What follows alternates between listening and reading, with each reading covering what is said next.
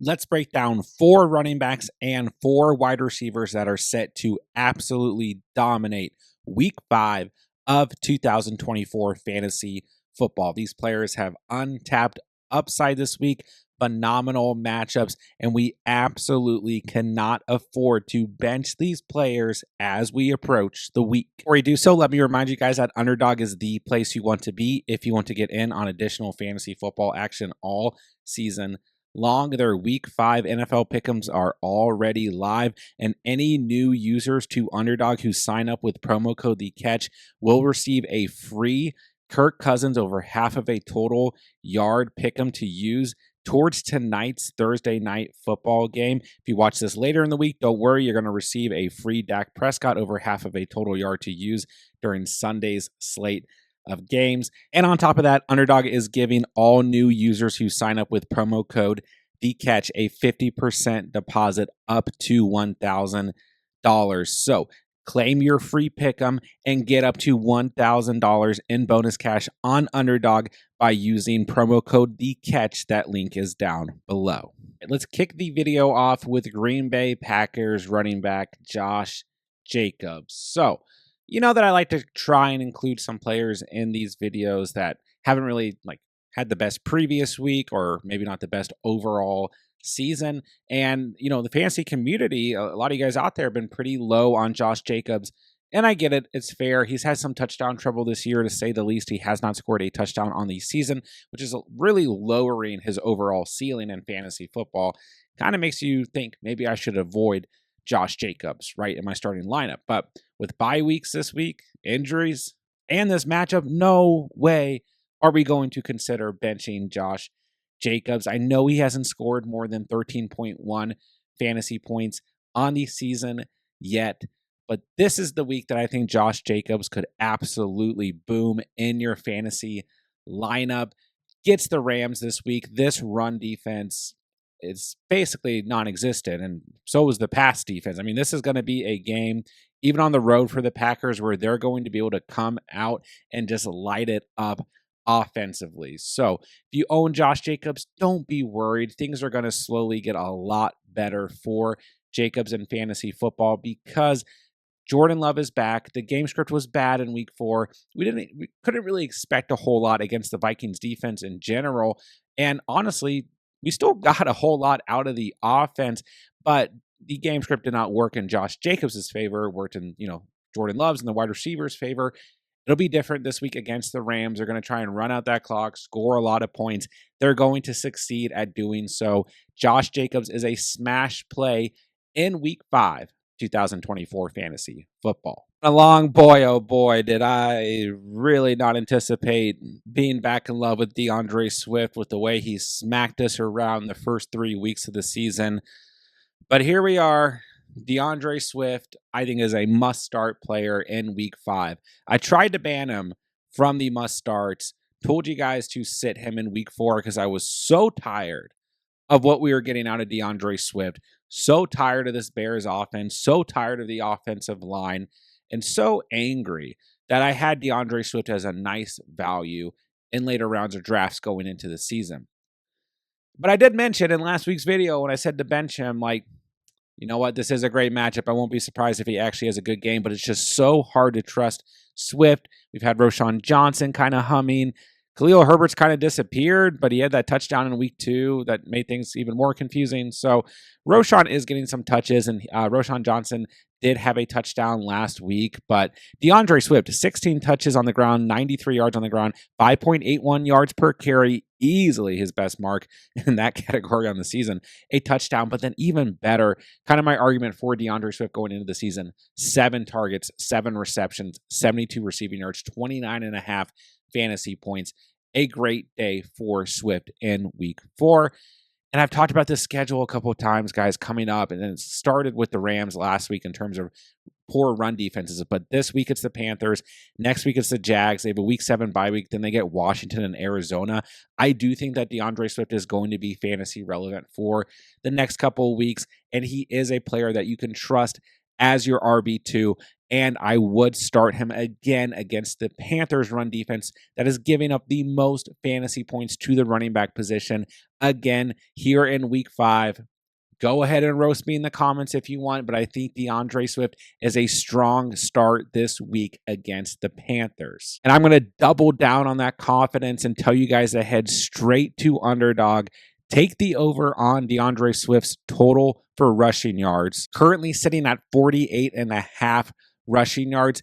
Every running back that has faced the Panthers on the season outside of the combination of Alexander Mattison and Zamir White has hit this mark. Alvin Kamara, J.K. Dobbins, and Zach Moss have all hit this mark on the season. I do believe that DeAndre Swift is capable of having more than 48.5 rushing yards against this god-awful Panthers run defense. So take the over, and don't forget, all new users who sign up with promo code THECATCH are going to get that free pick 'em to use for this week. Use your free pick 'em. Take the over on Swift's rushing yards, automatically triple your cash entry. And while you're at it, using promo code THECATCH, you're going to receive a 50% deposit match up to $1,000 on Underdog. Next up, we got Chuba Hubbard, who will face the Chicago Bears, a bottom 10 run defense. Now, the Bears have a top 10 pass defense in terms of fantasy points allowed. Secondary has not played that bad this year. But now we're in this situation with Andy Dalton at quarterback. It's a little bit brighter for the offense. I mean, a lot brighter compared to Bryce Young. But I still think this is a game on the road for the Panthers where the passing game could potentially struggle a bit.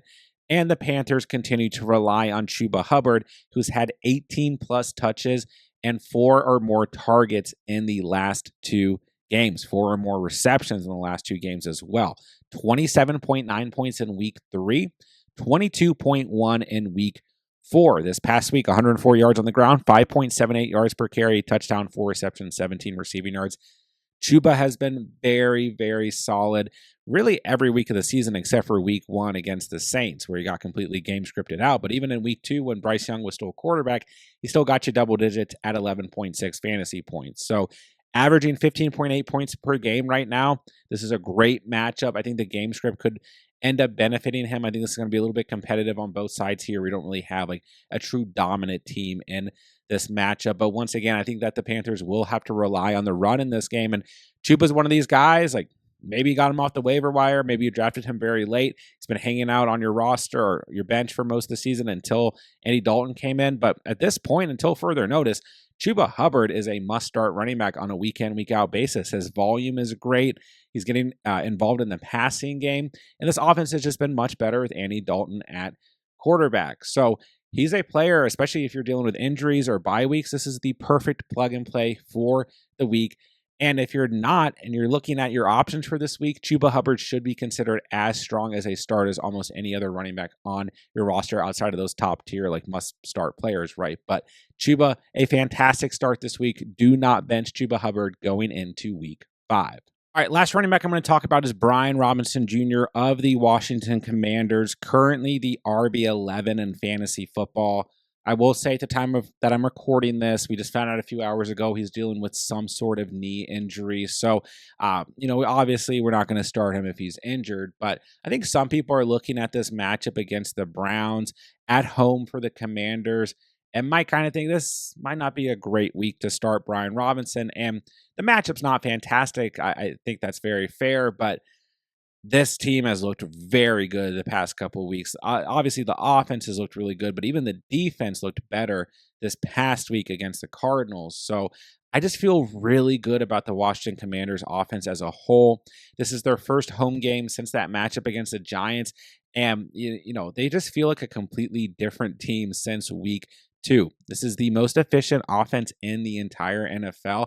And I think as long as Brian Robinson Jr. is healthy going into Sunday, that he's in line for another big performance. I talked about Brian Robinson Jr. as kind of like a buy low option the first 3 weeks of the season. I kept telling you guys he's going to hit that 20-point mark soon. He's going to have that game where he really performs at a high ceiling, and it's going to be more difficult to trade for him.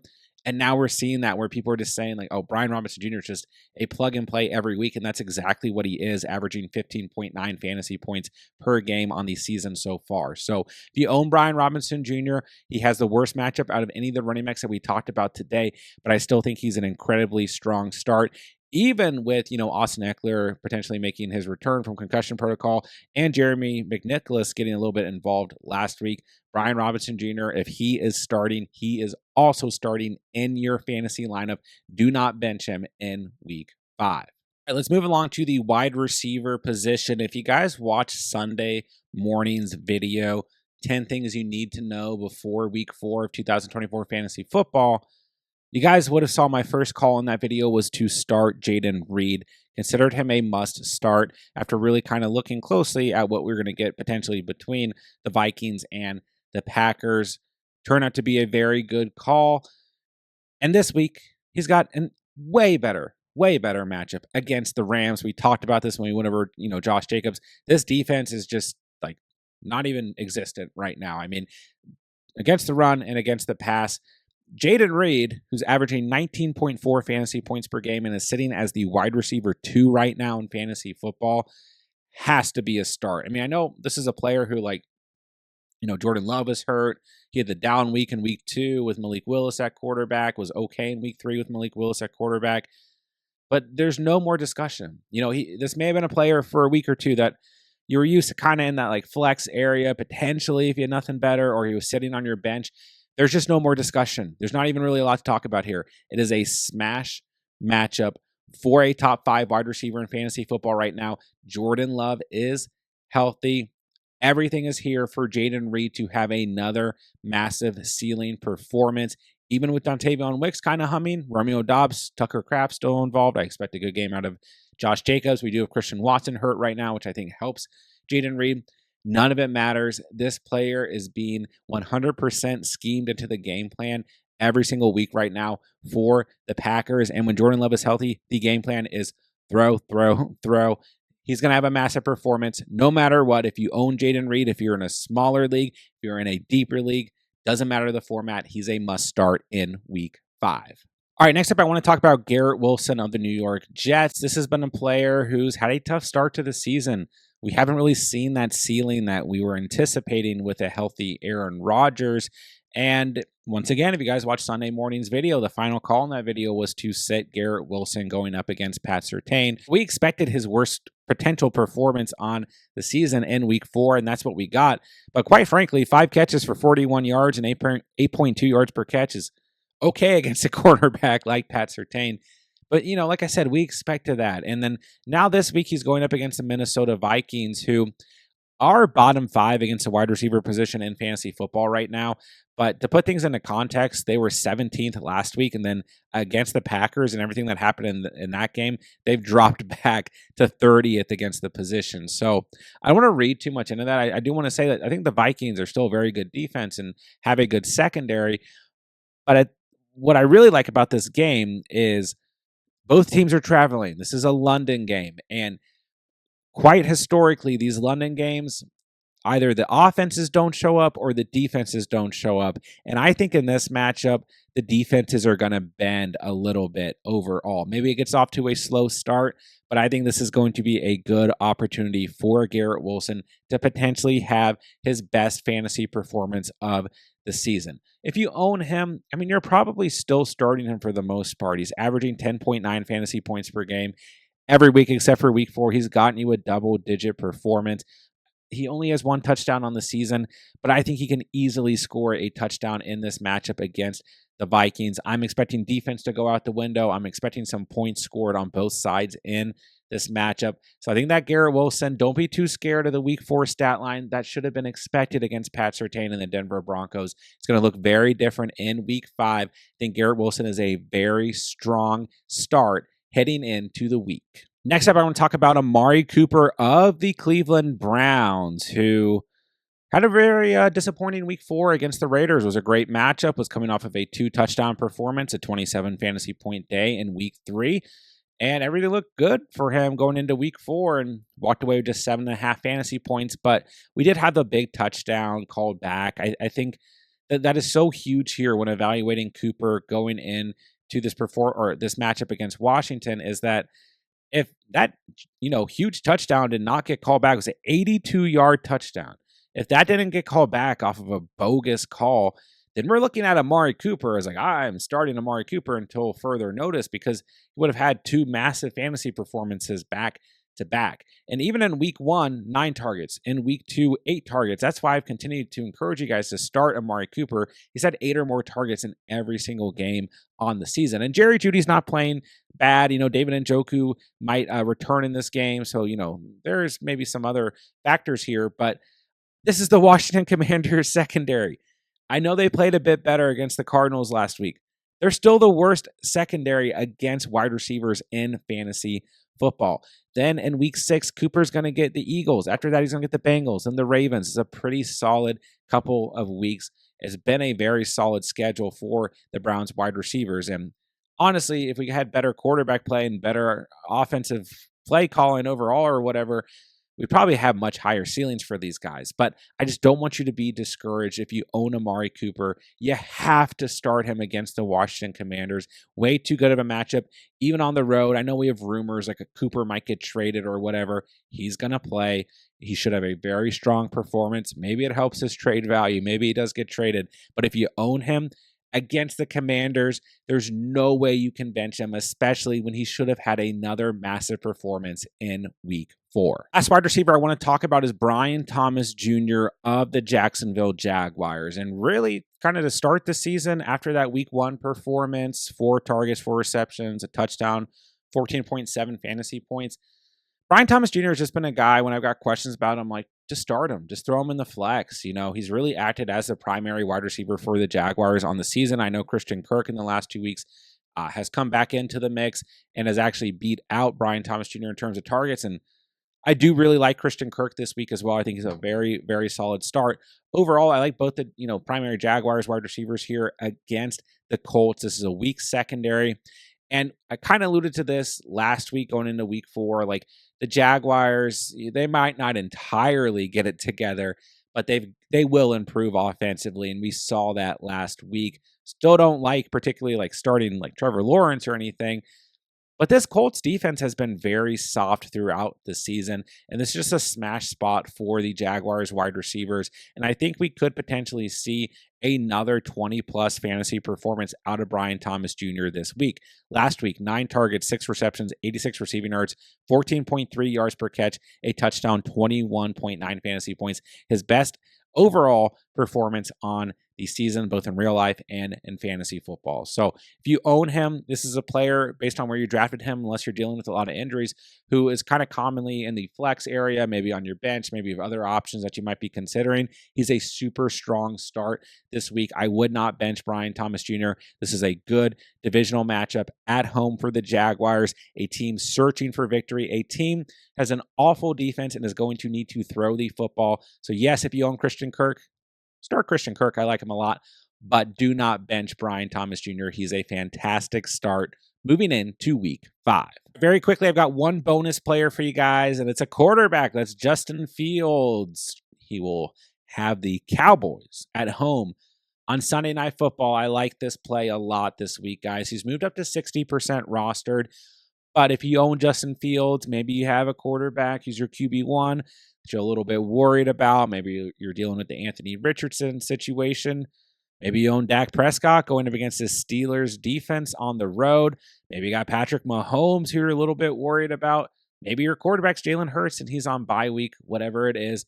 Fields is a super strong start this week. He is currently averaging the 7th most fantasy points per game at the quarterback position, 18.7. He is the QB6 overall in fantasy football right now. He's coming off of a 31.9 fantasy performance where he threw for 312 passing yards, a touchdown, had 55 rushing yards, and 2 rushing touchdowns. I know this Cowboys defense has been like kind of hard to evaluate, a bit wishy-washy, looks god-awful one week, then like looks okay the next. But I mean, if we're looking against the past 2 weeks, yeah, they looked god-awful against the Ravens and then looked okay against the Giants. The Steelers team also kind of hard to evaluate offensively, but they've continued to improve each week. They've opened up offensively each week, and Fields has improved as their starting quarterback each week. And I think this Cowboys defense that's super, super soft against the run is a really good spot for a quarterback like Justin Fields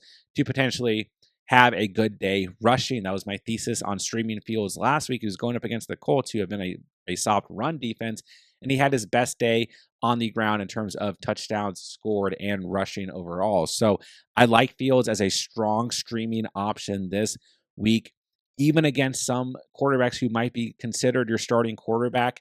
If you own Fields, if you're able to pick him up, if you were able to pick him up this past week, I think he's in a great spot. Sunday Night Football, I'm expecting some points. Cowboys, Steelers, like this matchup for Justin Fields. He should absolutely go off. He is a fantastic start moving into the week.